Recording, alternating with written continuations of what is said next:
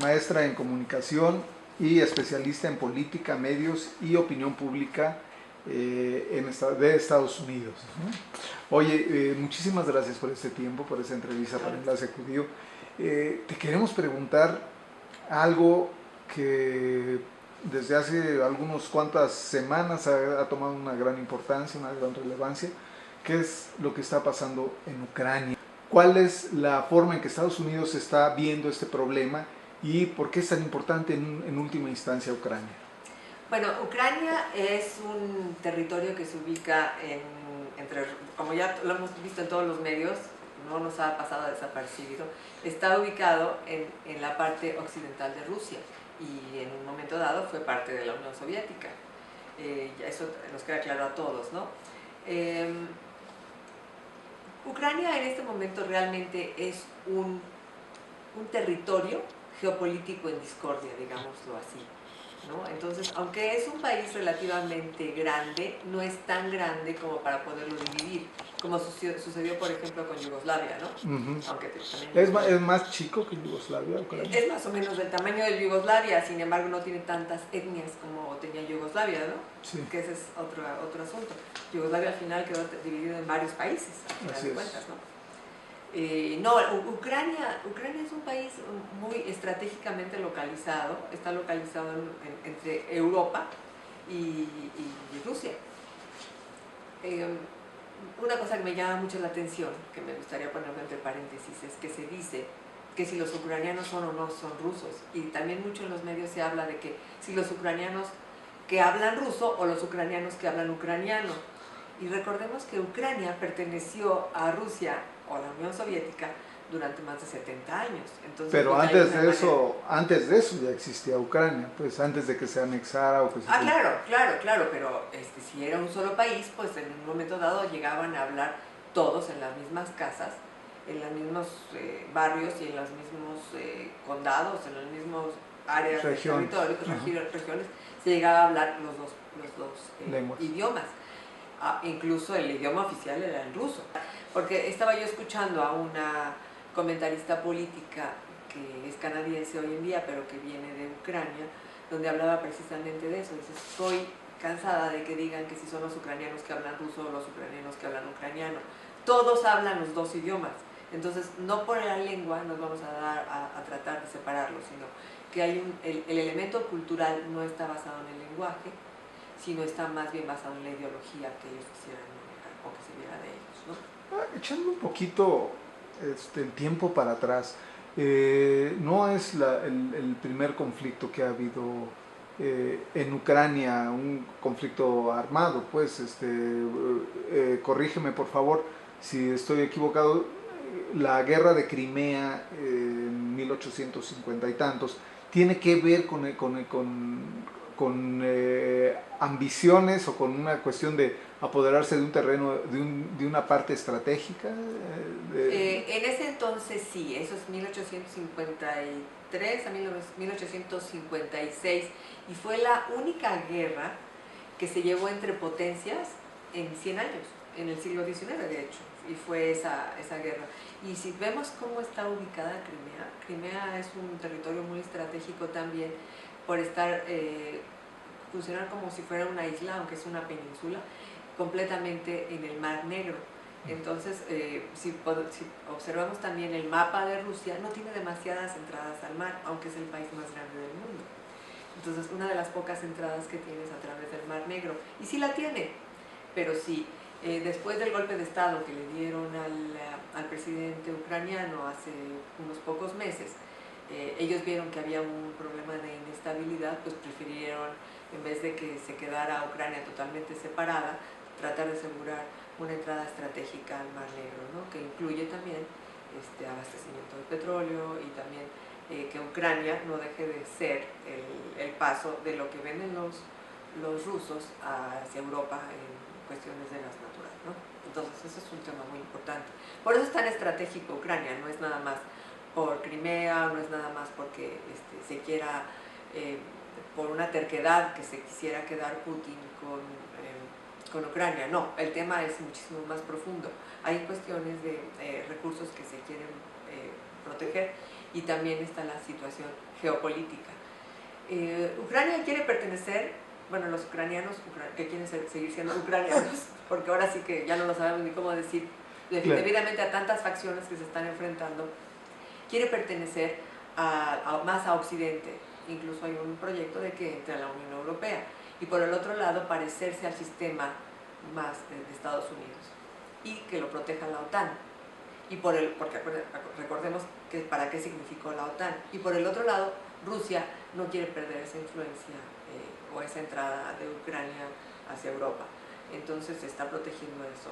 Al principio, cuando se apoderó de Crimea, en estos meses anteriores, se decía que Putin dijo que no iba a tomar el este de Ucrania, y sin embargo, pues hay ahora sí que facciones que se están enfrentando entre ellas, ¿no? Estamos viendo desde militares de los dos lados, militares contra fuerzas que están luchando, o fuerzas que están luchando por los dos lados, o incluso la población, que es lo que pasó en Odessa en este fin de semana, que es un tema muy importante. Entonces, recordemos que Ucrania sí es un territorio de disputa. Estratégico de disputa o de discordia, incluso lo podríamos decir, ¿no? Cuando tú hablas de todas estas facciones que se están dando y su enfrentamiento dentro de Ucrania, me hiciste recordar a Maquiavelo, ¿no? Un poquito divide y vencerás, y por el otro lado, ¿realmente son solamente las facciones que actúan por mutuo propio o hay una mano negra que está moviendo los hilos? Ese es uno de los temas que ahorita lo vamos a saber, ¿no?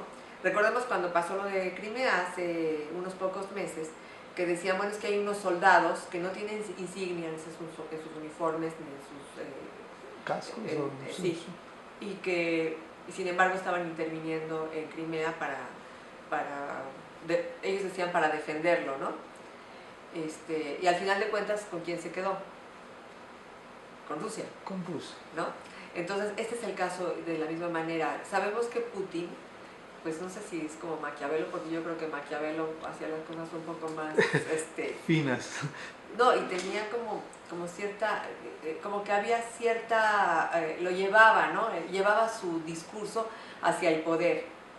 Y esto va más allá del poder, porque yo creo que Putin, más que poder, es como un personaje de Rusia, un personaje que va a ser muy difícil reemplazar cuando él ya no esté, que también habría que pensar qué va a pasar cuando él ya no esté. Es un personaje, más que nada.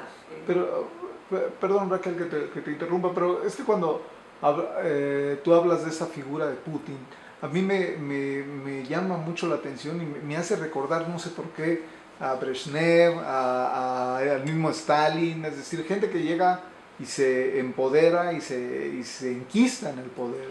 Y eso supuestamente, pues yo supondría, ¿no?, que tal vez había quedado de lado. Mira, los medios de comunicación, en general los internacionales, están hablando de esta nueva Guerra Fría, ¿no? Y es una Guerra Fría donde estaban los participantes son los mismos, solo que las ideologías son diferentes. Entonces, a mí me interesa mucho que no repitamos mucho lo que dicen los medios, porque muchas veces eso es lo que interpretan y eso es lo que nos mandan a nosotros y nosotros lo hacemos. Mejor hay que hacer un análisis un poquito más elaborado. Sí son los mismos dos participantes, Estados Unidos y Rusia, que en ese tiempo era la Unión Soviética. Sin embargo, lo están haciendo por ideologías diferentes. Stalin sí era un dictador.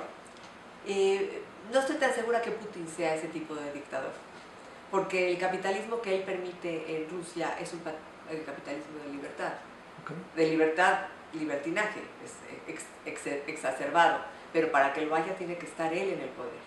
No podría ser un anarquismo de capitalismo, tampoco podría ser. Entonces habría que tomar en cuenta esa parte.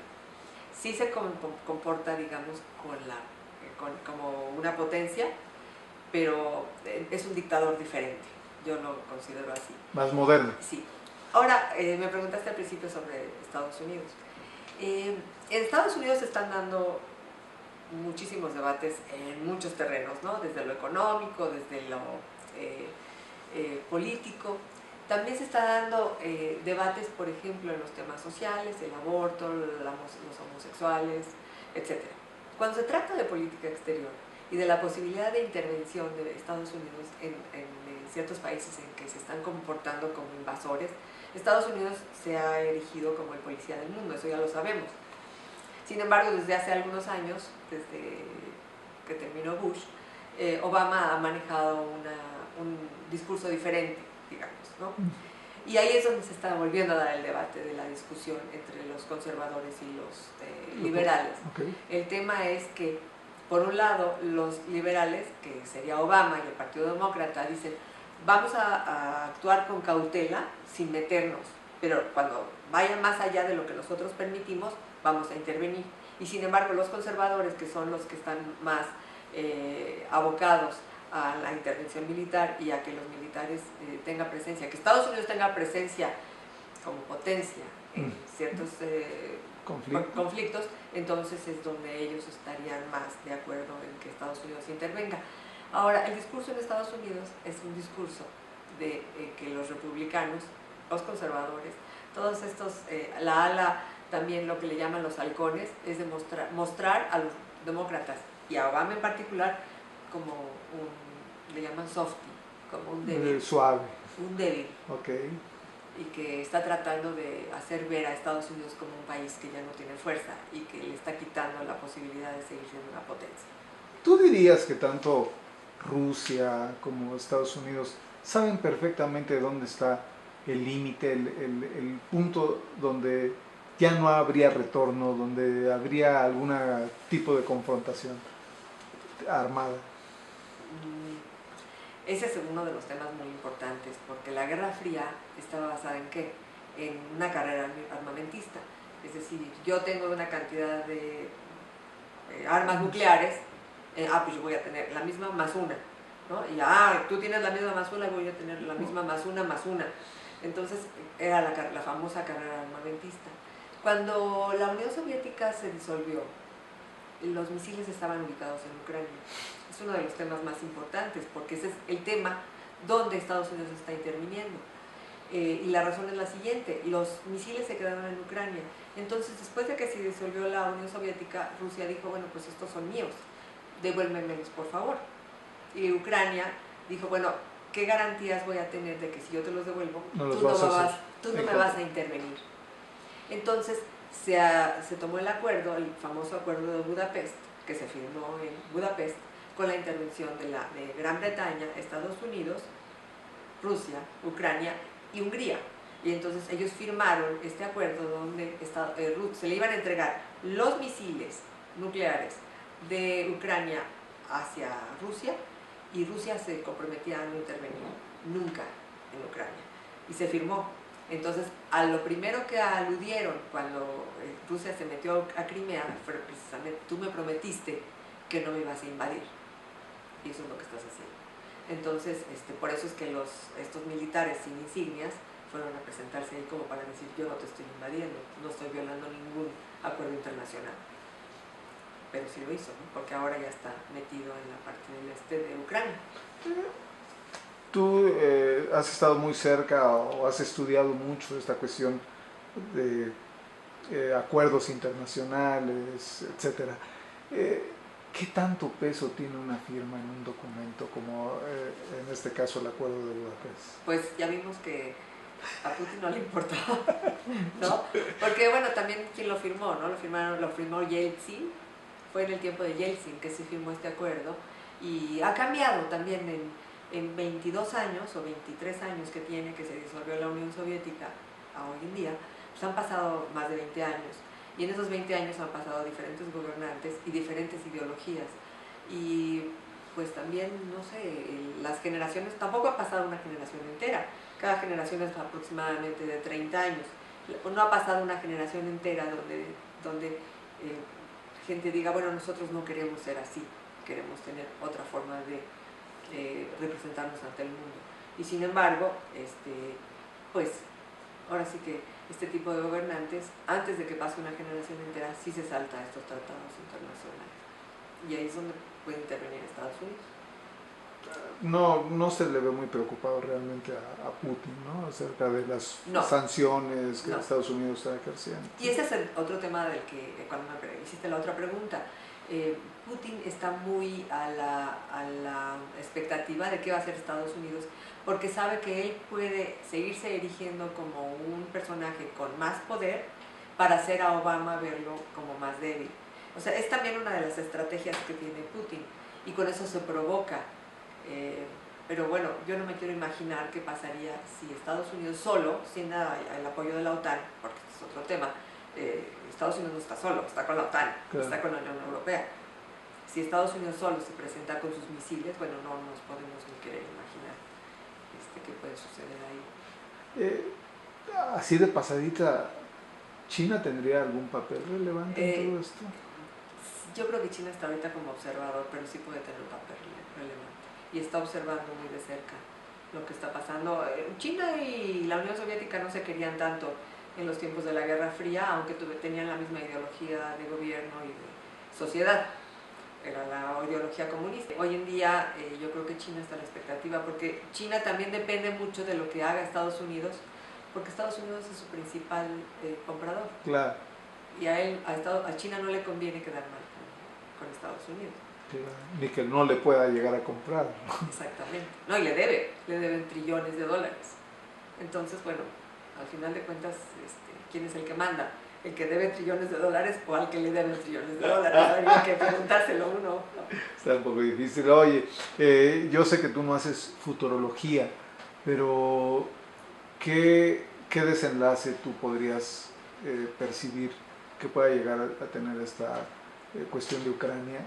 Y si Estados Unidos se seguirá manteniendo al margen hasta que realmente la situación llegue a ser muy grave. Yo creo que Estados Unidos no se va a meter a resolver el asunto solo. Yo creo que si se mete, se va a meter con la OTAN. No le conviene meterse solo, tiene a la OTAN y tiene a la Unión Europea. Si se llegara a meter, o sea, si realmente Putin llegara hasta ahí, no sé qué vaya a pasar con el resto de Ucrania. A mí me preocupa porque también me preocupa las manifestaciones antisemitas que ha habido en Ucrania, porque no sabemos si son de los ucranianos culturalmente ucranianos o de los ucranianos culturalmente rusos, no lo sabemos. Ya no vamos a hablar si es de la lengua o no, pero sí me preocupa eso mucho, porque también puede ser una estrategia por parte del gobierno de Putin para hacer ver que hay intolerancia dentro de Ucrania en caso de que no se le permita entrar a Putin como una fuerza estabilizadora y con la posibilidad de que este tema del antisemitismo o racismo se dé, ¿no? Pero sabemos el personaje que es Putin. No sé qué vaya a pasar, regresando a la pregunta, yo pienso que Estados Unidos solo no se va a meter, yo creo que se va a meter con la OTAN. Y veremos qué pasa. Acuérdense, tenemos que recordar que Rusia tiene muchísimo armamento. Bueno, Raquel, pues en muy poco tiempo yo creo que te estaremos molestando nuevamente para ver cuál ha sido el desenlace de todo este capítulo en la historia mundial. Okay. Muchísimas gracias por tu tiempo. Muchas gracias.